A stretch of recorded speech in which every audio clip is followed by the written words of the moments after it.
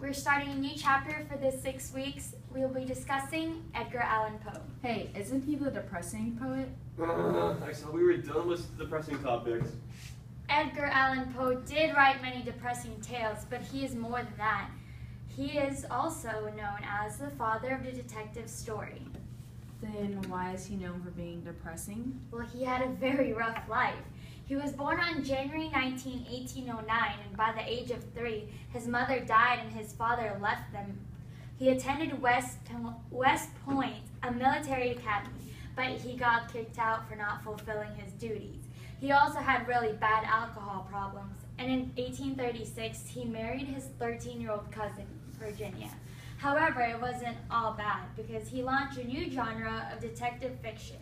In 1841, he wrote a book called The Murders in the Rue Morgue and won a literary prize in 1843 for The Gold Bug.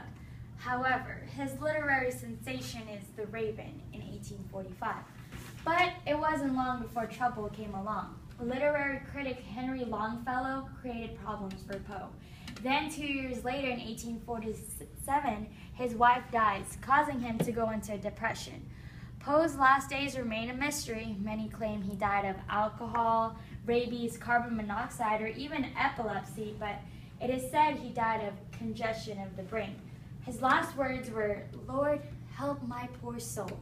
His death was on October 7, 1849. Well, now that you have a basic background of Poe, it's time to dive into one of his poems. Okay, open your books to page 13. The story is called Annabel Lee.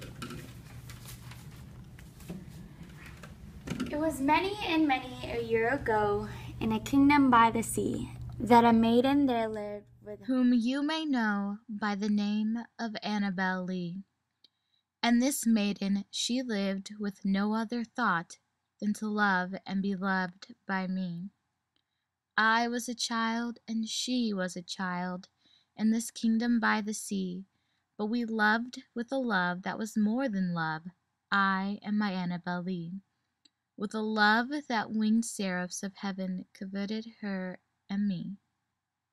And this was the reason that long ago, in this kingdom by the sea, a wind blew out of a cloud, chilling my beautiful Annabel Lee, so that her high-born kinsman came and bore her away from me, to shut her up in a sepulchre, in this kingdom by the sea. The angels not so happy in heaven, when envying her and me. Yes, that was the reason, as all men know, in this kingdom by the sea, that the wind came out of the cloud by night, chilling and killing my Annabel Lee. But our love, it was stronger by far than the love of those who were older than we, of money far wiser than we, and neither the angels in heaven above, nor the demons under the sea, can ever dissever my soul from the soul of the beautiful Annabel Lee. For the moon never beams without bringing me dreams of the beautiful Annabel Lee, and the stars never rise but I feel the bright eyes of the beautiful Annabel Lee.